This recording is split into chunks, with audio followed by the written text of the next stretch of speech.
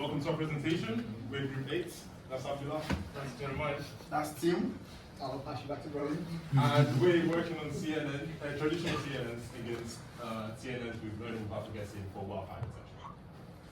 So this is our overview. We'll be looking at the introduction, project aims, intro to CNNs, what even is learning without forgetting, comparison between CNNs and learning without forgetting advanced CNNs. And then to conclude, we'll be looking at the limitations, future directions, and then any questions you may have. So why are we even looking at wildfire detection? So over time, globally, the damage of wildfire detection has been increasing. It's due to a lot of reasons, from climate change, from how we use like land uses changes and human activities. And it's been leading to economic loss from wildfire that is for over $50 billion a year. And in wildfire detection, it's really important to discover it early. So a 10-minute difference can be the difference between containing the wildfire and having a disaster in hand. So for example, you might have seen in the news, like just in 2025, you might have seen the LA fires that caused a lot of damage. And also right now ongoing is the South Korean fires that has caused, I think 36 people dead and about 50,000 acres, which, just to have an idea of what it's like, it's like the same size of the whole country of Malta. So in terms of wildfire detection, we've gone through a lot of different methods. We started off with traditional methods, so like human monitoring and basic sensors, and that became redundant very quickly because it was too slow and it's not easy to use in vast remote areas. So since then, we've moved on to CNNs, and they're really good because they improve. They're 30% faster than 30 times faster than human monitoring and lead to a 50% faster response time. But since then, they've also become a bit inadequate because they lead to false alarms as well. So what are some issues with traditional CNNs now? So like I said, the accuracy limitations, they have high false alarms due to the misclassifications between fires and smoke. They require a large amount of data, which makes them impractical, and then they lead to slow response times. So they're inadequate to contain fires. So this is where our project starts. We're looking to find innovative ways to deal with these limitations.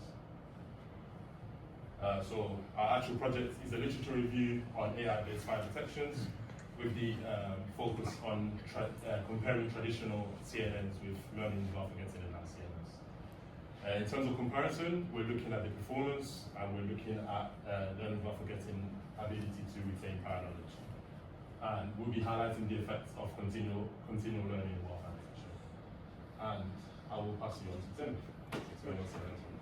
I'm going to very briefly introduce CNNs so I can try and explain what learning without forgetting actually is. CNNs are actually pretty good at recognizing or classifying images because they recognize small patterns within them. So the way they're implemented is if you take sort of a small image, so it's a pixel, so you apply sort of a filter across it and you pan it across the entire image, you can build a heat map of where this filter might appear, and that might be sort of a line shape, it might be a corner, it might be a color transition. And you do this with a series of different filters, and you build up sort of a stack of heat maps of where all these are located. And if you keep doing this, then you apply an extra layer of filters. You can start recognizing connections between these things, so it might be a corner and a color change. If you then start pooling some of the information or scanning larger areas, you can build up connections between different areas. So what might be in one corner is then seen further down in the image as well. This is closer to how humans might see things. It's connecting spatial features on a small scale and then connecting to a larger scale. This is why CNNs are actually quite good at recognizing things. So if you're going to train a CNN to recognize wildfires, you might start with a wildfire data set. And if it's a small data set, you tend not to be able to get particularly good accuracy, or it tends to overfit, where it's really good at recognizing fires, but it makes mistakes. You could try and do it with a very, very large data set, but unfortunately that's normally out of the possibility for most research groups or small organizations. It's something more like Google might do.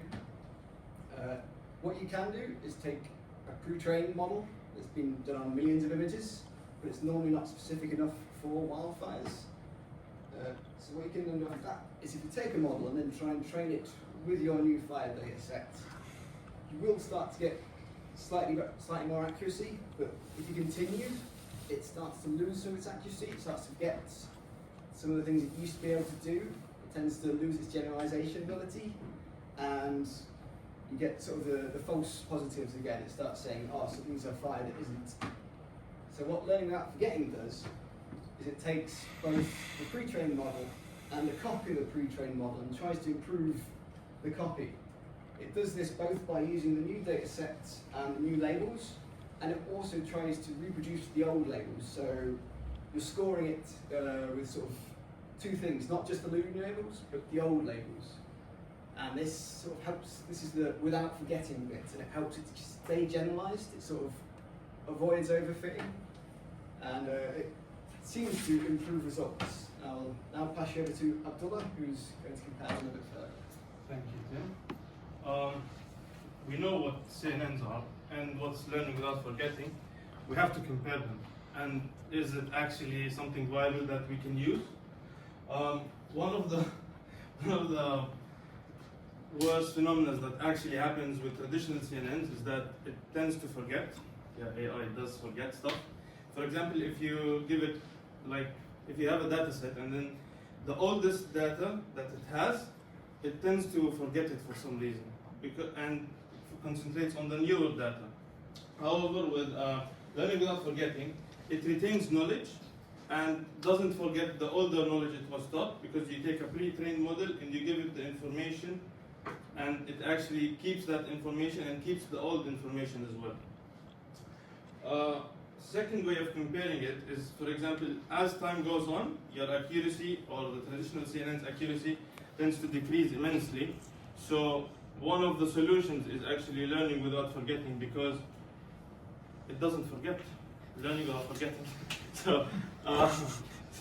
And if you want to have a solution for that, you need to actually retrain your traditional CNN and give it the new information or large dataset information, which are actually more proper to use. Because if you use the older information you already have, you know what the outcome is. It forgot.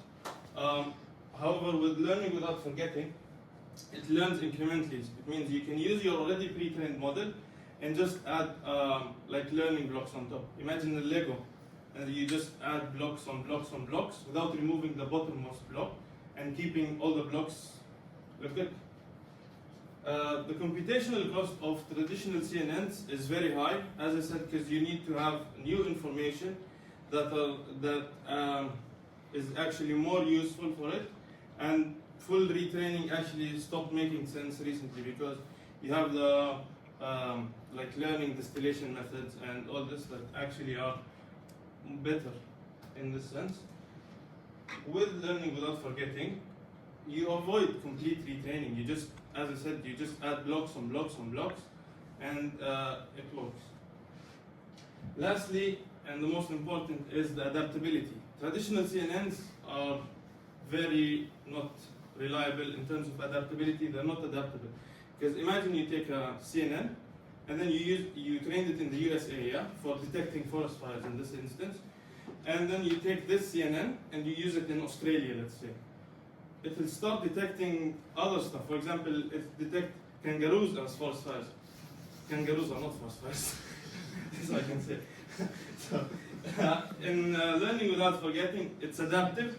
You can take the already pre-trained model, which is the one trained in the USA environment, and then take that and then add the additional information to it, or in the sense that you can add the environment of Australia and actually make it detect fires, which it's already pre-trained on, but for Australia, on that environment.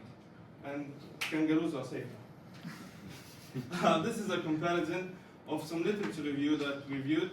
As you can see, these CNNs and these guys, they checked it out. They use data sets, and the accuracy there, as you can see, is 94%. And we viewed another researches that use learning without forgetting, and these are the accuracies. What you can conclude from this table is that normal CNNs have used more data to actually detect, but their accuracy is lower than the ones that have learning without forgetting, which uses less data actually, and are more efficient and are actually more usable. Next, we have Mr. Jeremiah here to conclude. All right, thank you, Abdullah. So in conclusion, throughout our presentation, or at the beginning of our presentation, we highlighted the importance of real-time detection of wildfires. Roland here highlighted the fact that we need to detect wildfires quickly, because just like a 10 seconds delay in detection can lead to like millions of dollars in losses, right? So it's important that we detect wildfires quickly and in real time. And we also compared traditional CNN models with CNN models that are enhanced using learning without forgetting.